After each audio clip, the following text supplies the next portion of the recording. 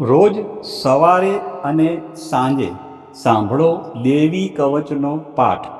દેવી કવચનો પાઠ સાંભળતા પહેલાં કોમેન્ટમાં તમારી કુળદેવીનું નામ લખવાનું ભૂલશો નહીં અને વિડીયોના અંત સુધી જોડાયેલા રહેજો અને સંપૂર્ણ દેવી કવચનો પાઠ આપણે સાંભળીશું. હવે આપણે દેવી કવચનો પાઠ શરૂ કરીશું. ઓમ ચંડિકા દેવીને નમસ્કાર. માર્કંડેયજીએ કહ્યું, હે પિતામહ, જે આ સંસારમાં પરમ ગોપનીય અને મનુષ્યનું બધી રીતે રક્ષણ કરનારું છે અને જેને તમે અત્યાર સુધી બીજા કોઈ સામે પ્રગટ ન કર્યું હોય એવું કોઈ સાધન મને કહી બતાવો.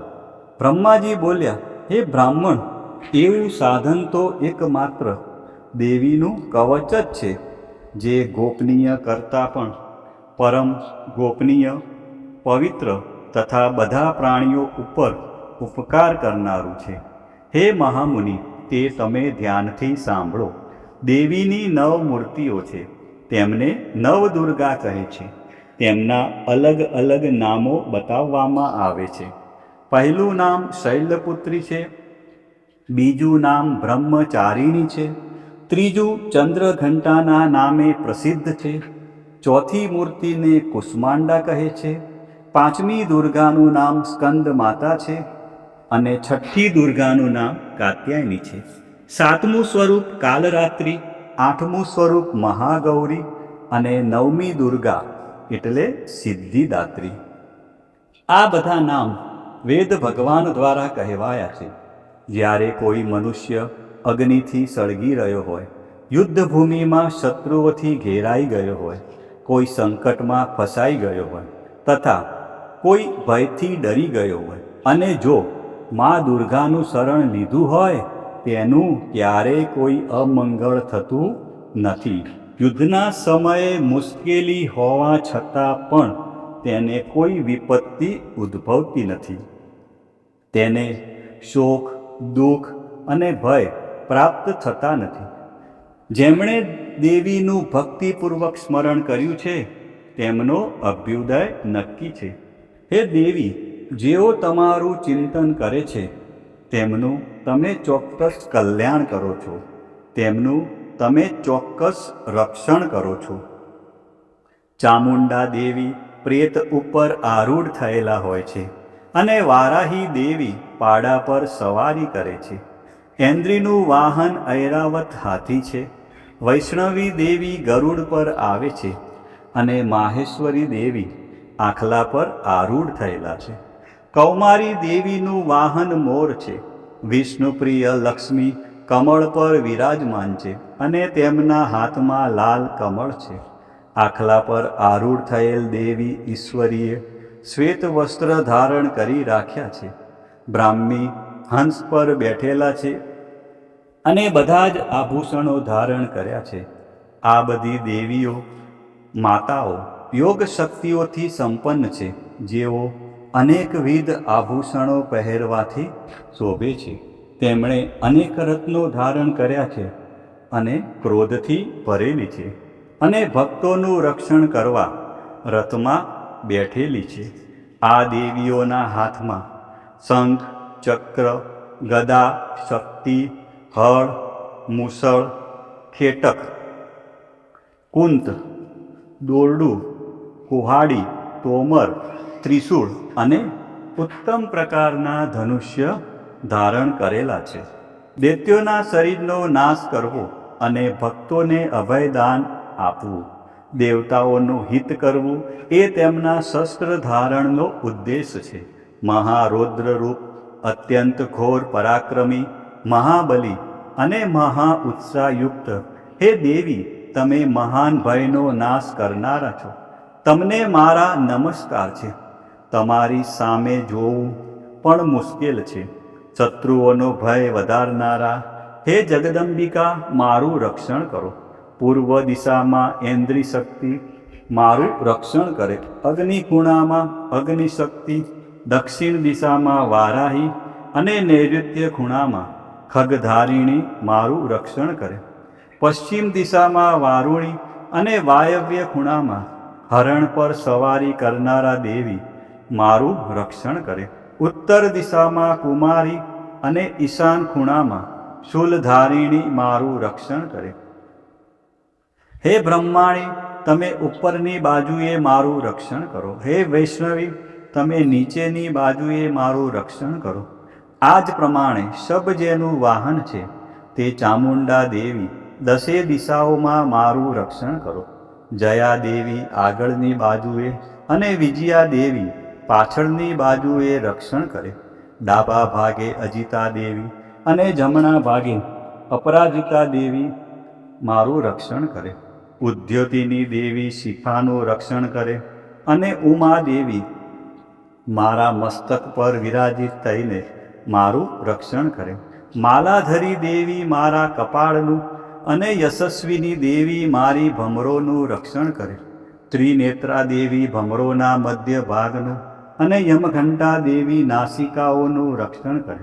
શંખીની દેવી બંને આંખોના મધ્ય ભાગનું રક્ષણ કરે અને દ્વારવાસીની કાનોનું રક્ષણ કરે. કાલિકા દેવી ગાલોનું તથા સાંકરી દેવી કાનોના મૂળ ભાગોની રક્ષા કરે. સુગંધા દેવી નાસિકાઓની અને ચર્ચિકા દેવી ઉપરના હોઠનું રક્ષણ કરે. અમૃતકલા દેવી નીચેના હોઠનું અને સરસ્વતી દેવી જીભનું રક્ષણ કરે. કૌમારી દેવી મારા દાંતનું રક્ષણ કરે અને ચંડિકા દેવી કંઠ ભાગનું રક્ષણ કરે. ચિત્રઘંટા દેવી ગળાની ઘંટિકાનું અને મહામાયા દેવી તાળવાનું રક્ષણ કરે. કામાક્ષી દેવી દાઢીનું અને સર્વમંગલા દેવી મારી વાણીનું રક્ષણ કરે. નીલગ્રીવા દેવી કંઠના બહારના ભાગનું અને અન્નનલિકાનું કૌબેરી દેવી રક્ષણ કરે. ખગીની દેવી બંને ખભાઓનું અને વ્રજધારિણી મારા બંને બાહુઓનું રક્ષણ કરે. દંડીની દેવી બંને હાથોનું અને અંબિકા દેવી આંગળીઓનું રક્ષણ કરે. શુલેશ્વરી દેવી નખોનું રક્ષણ કરે અને કુલેશ્વરી દેવી પુખ અને પેટનું રક્ષણ કરે. મહાદેવી બંને સ્તનોનું અને શોક વિનાશીની મનનું રક્ષણ કરે. લલિતા દેવી હૃદયનું અને શૂલધારિણી ઉદરનું રક્ષણ કરે. કામિની દેવી નાભીનું અને ગુહેશ્વરી દેવી ગુહ ભાગનું રક્ષણ કરે. પૂતના અને કામિકા લિંગનું અને પાડાને વાહન બનાવનાર દેવી ગુદાનું રક્ષણ કરે. ભગવતી દેવી કટી પ્રદેશનું અને ઘૂંટણોની રક્ષા વિંધ્યવાસીની દેવી કરે. સર્વ કામનાઓ પૂરી કરનારા દેવી જંઘાઓનું રક્ષણ કરે. નારસિંહ દેવી પિંડીઓનું રક્ષણ કરે. તેજસી દેવી બંને પગોના પૃષ્ઠભાગનું રક્ષણ કરે. શ્રીદેવી પગોની આંગળીઓનું અને તલવાસીની દેવી પગના તળિયાનું રક્ષણ કરે. પોતાની વિકરાળ દાઢોથી ભયંકર દેખાતા કરાલી દેવી નખોનું અને ઉદ્ધવકેશીની દેવી વાળનું રક્ષણ કરે. કૌબેરી દેવી રૂવાટીના છિદ્રોનું અને વાઘેશ્વરી દેવી ત્વચાનું રક્ષણ કરે. પાર્વતી દેવી રક્ત મજ્જા વસા માંસ હાડકાં અને મેદનું રક્ષણ કરે. કાલરાત્રિ દેવી આંતરડાઓનું અને મુકુટેશ્વરી દેવી પિત્તનું રક્ષણ કરે. પદ્માવતી દેવી કમળ કોષોના મૂળ આધારનું અને ચૂડામણી દેવી કફનું રક્ષણ કરે. જ્વાળામુખી નખોના તેજનું અને અભેગા સમસ્ત સાંધાઓનું રક્ષણ કરે. હે બ્રહ્માણી, તમે મારા વીર્યનું રક્ષણ કરો. હે છત્રેશ્વરી, મારી છાયાનું રક્ષણ કરો. હે ધર્મધારિણી, મારા અહંકાર, મન અને બુદ્ધિનું રક્ષણ કરો. હે વ્રજ ધારણ કરનાર દેવી, મારા પ્રાણ, અપાન, વ્યાન, ઉદાન અને સમાનનું રક્ષણ કરો. કલ્યાણથી શોભતા હે દેવી, મારા પ્રાણનું રક્ષણ કરો. યોગીની દેવી રસ રૂપ ગંધ શબ્દ સ્પર્શનું અને હે નારાયણી દેવી, તમે મારા સત્વ રજ અને તમો ગુણનું રક્ષણ કરો. વારાહી દેવી આયુષ્યનું રક્ષણ કરે. વૈષ્ણવી દેવી ધર્મનું રક્ષણ કરે. અને ચક્ર ધારણ કરનારા દેવી યશ અને કીર્તિ, લક્ષ્મી અને ધનનું તેમજ વિદ્યાનું રક્ષણ કરો. હે ઇન્દ્રાણી દેવી, તમે ગોત્રનું રક્ષણ કરો. હે ભૈરવી દેવી તમે મારી પત્નીનું રક્ષણ કરો. હે ચંડિકા દેવી મારા પશુઓનું રક્ષણ કરો. હે મહાલક્ષ્મી દેવી તમે મારા પુત્રોનું રક્ષણ કરો. હે સુપતા દેવી મારા પથનું અને ક્ષેમકરી દેવી મારા માર્ગનું રક્ષણ કરો. હે મહાલક્ષ્મી દેવી રાજદ્વારી કાર્યોમાં મારું રક્ષણ કરો તથા સર્વ બાજુએ રહેલા વિજયા દેવી ચારે બાજુ રહીને મારું રક્ષણ કરો. હે દેવી જે સ્થાન દેવી કવચમાં કહેવાયું નથી અને તેથી રક્ષણ વિનાનું છે તે બધા સ્થાનો તમારા વડે સુરક્ષિત થાય, કારણ કે તમે વિજયશાલિની અને પાપ નાશીની છો.